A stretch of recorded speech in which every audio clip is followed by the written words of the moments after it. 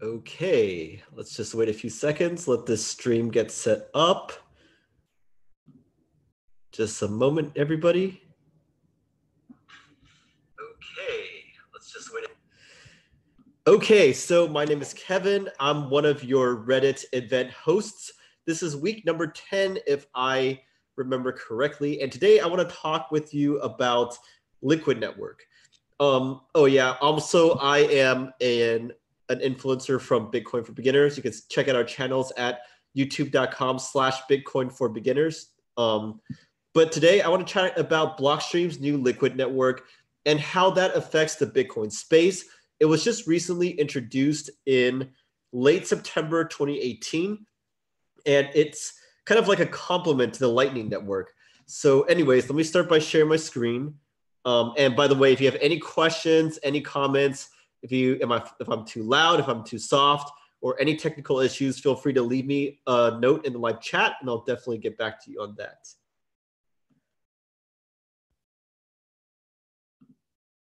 Okay. So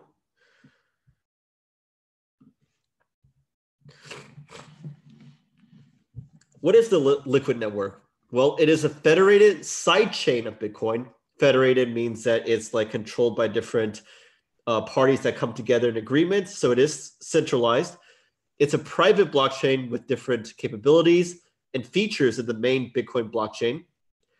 It was created for primarily exchanges, market makers, brokers, market makers, those kind of like financial institutions of the crypto world.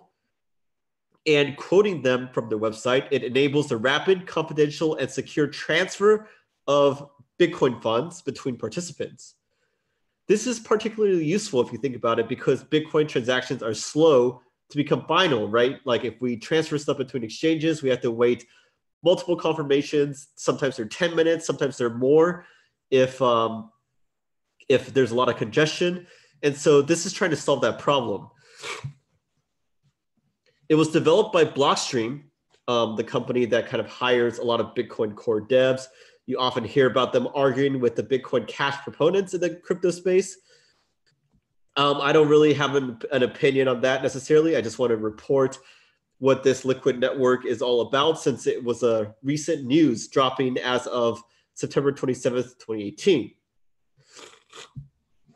Excuse me for my allergies. I'm actually in Texas right now and have some pets at my family's home. That's why I have some allergies. But let's see. Okay, how does it work? Liquid is a sidechain, right? So it produces its own blocks.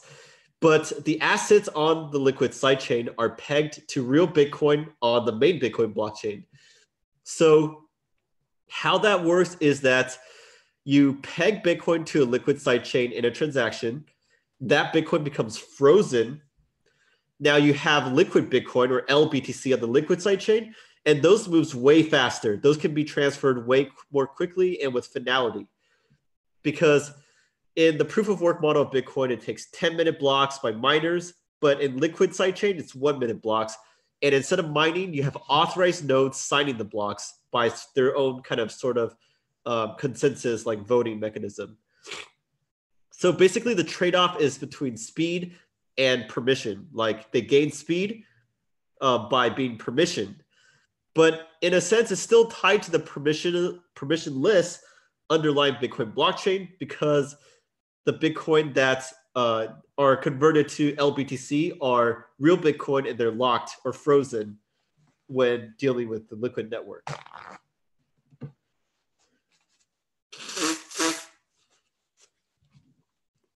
So just how decentralized is it? Not as much as Bitcoin, of course, because it's federated, but they did design it to be spread out across different parties, geographies, and political jurisdictions. Because nodes are operated by independent entities like exchanges, for example, and each one can only control one node.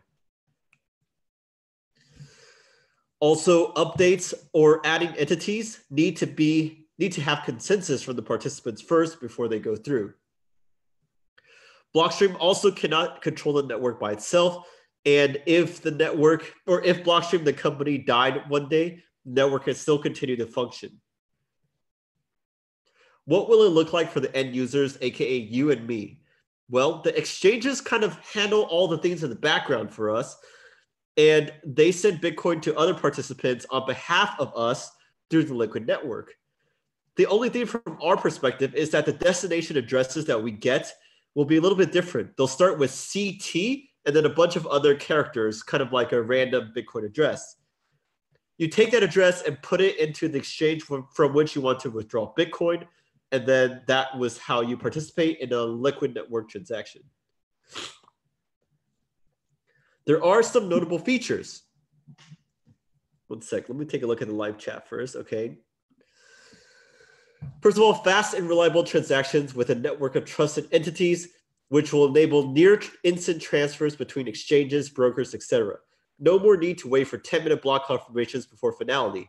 This is great for us, right? I hate waiting so long, and sometimes I have to leave, come back to check, and the Bitcoin I sent is worth like a lot less because of the volatility. There's also an option of confidential transactions, which means that the transacted amount can be hidden, which helps prevent front running. I'm going to cover this a little bit more in a later slide.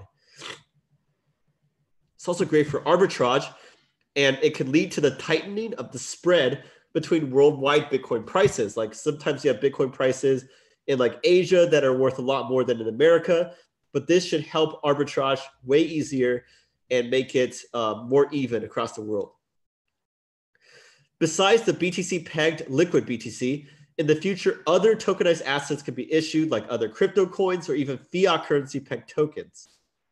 Finally, because LBTC is locked in the liquid sidechain through the various cryptographic means, it's going to be much harder for hackers to drain an exchange on their assets if it's held in the liquid network. So confidential transactions, what are they and how do they work? Because everyone that's in the network can see liquid transactions. Confidential transactions changes this by hiding the amounts from everyone except the parties involved. This prevents front running via blockchain analysis, right? For example, if a broker or an exchange sees a large buy order come in, they can place their own buy order beforehand to benefit from the price increase. Also, this enables private solvency proofs in which you can show that the sum of the individual balances in exchange, for example, equals to the sum of the total assets that they hold, without revealing the individual amounts, total sum, number of accounts, kind of like the ZK proof type of thing that Zcash and Ethereum are using. This is great for compliance and privacy. Hopefully more exchanges can implement this and can show that they are indeed solvent when that's in question. When that's in fact in question. So who's participating in this network? Well, initially 23 exchanges and similar entities, most of them unregulated.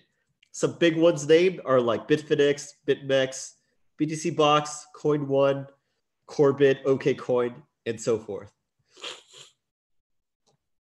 There's a question as to the subscription fee, though. I know I mentioned this a little bit earlier, but Ivan on Tech asks, how can no single party, including Blockstream, control the Liquid network when you have to pay Blockstream to be part of Liquid? Samson Mao, part of Blockstream, answers that the fees members pay to Blockstream are more for like support and service. Think Red Hat Enterprise Linux, because Linux is open source, right? So it's like free to use, but Red Hat has their own enterprise version. And if you want to buy that, then you pay a subscription fee recurring in order for their like support, updates, etc. So how does this compare to Lightning Network or Ripple? If you are thinking already that it sounds somewhat similar, for Lightning, it is meant for more frequent and smaller transactions, kind of like the Visa network. But for Liquid, it's for more larger transactions between trusted entities like Swift. So different use cases they're targeting. However, this is very simple to Ripple's use case, which is to increase liquidity and reduce settlement times between financial institutions. Especially if Liquid can enable fiat currency settlements, this will compete against Ripple directly. Whoever succeeds will depend on business development and adoption by customers. Also, Liquid will definitely need to grow beyond unregulated entities in order to accomplish this. There are some disadvantages, though. First of all, there's a centralized control of locked Bitcoins, which kind of leaves miners and proof of work out of the process. And those are super important for just the functioning and health of the Bitcoin network to make sure everything is decentralized and censorship resistant on chain. Also, some critics argue that Blockstream pushed against bigger blocks so that they can use Liquid and similar solutions as a revenue model that they can kind of utilize Bitcoin for. Because federated nodes do have to pay subscription fees to use the network and get support. But Samson has kind of argued against this criticism, saying that there's no way that Bitcoin, technologically speaking, can support being a store of value, being able to move over large amounts of funds securely, quickly, reliably, and for microtransactions and a lot of different type of things that it's trying to support all at the same time. He says that it's just not technologically sound to do that. And so that's why these other solutions like sidechain, second-layer solutions are fair for them to be working on instead of just pushing bigger blocks for like one-size-fits-all solution. So not saying I agree or disagree, but definitely take a look at both sides of the debate. You can, I believe he answered that on Reddit or maybe actually wasn't Samson Mao. Maybe it was Adam Back. But anyways, I read that recently, so I encourage you to go Google it if you're curious.